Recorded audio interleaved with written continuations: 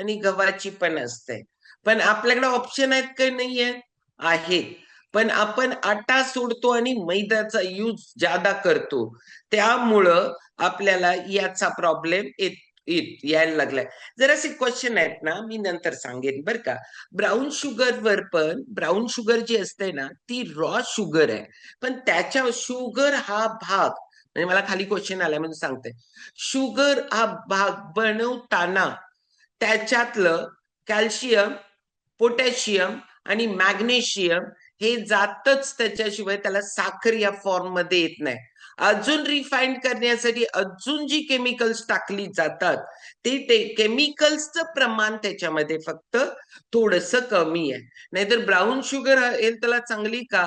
नाही. साखर फॉर्म मध्ये येताना त्याच्यातले हे मळीच्या स्वरूपात आणि आम्ही ती परत शेतात आणून टाकतो माहितीये तुम्हाला मळी. हे मळ आणून टाकली म्हणजे ती त्याच्या फॉर्म मध्ये जाते, ती ऊसातून बाहेर जाते आणि मग ती रस फॉर्म मध्ये आणि ऊसाच्या फॉर्म मध्ये तेवढीच असते. बाकी ती ज्या वेळेला शुगर साठी जाईल त्यावेळेला ती नामशेष होते.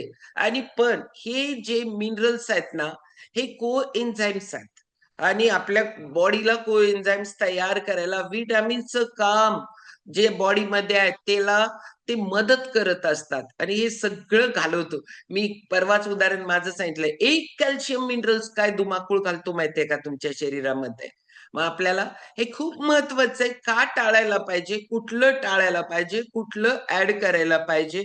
आम्ही लोक ऊस उत्पादक आहे आणि ऊस उत्पादक आम्ही साखर बनवायला पाठवतो. आम्हाला साखर आज किती मिळते माहितीये का?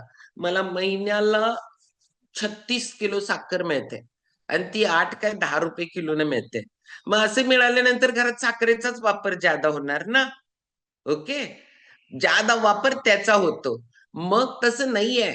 कारण आरोग्यासाठी काय महत्वाचं आहे हे पहिल्यांदा समजून घ्या.